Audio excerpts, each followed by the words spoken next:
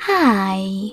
In front of me is VIVO S17 and today I would like to show you how you can manage autocorrection.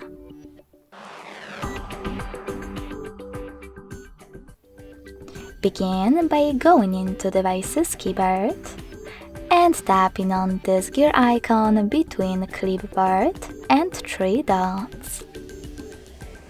Following that, click on Text Correction and tap on this switcher next to autocorrection.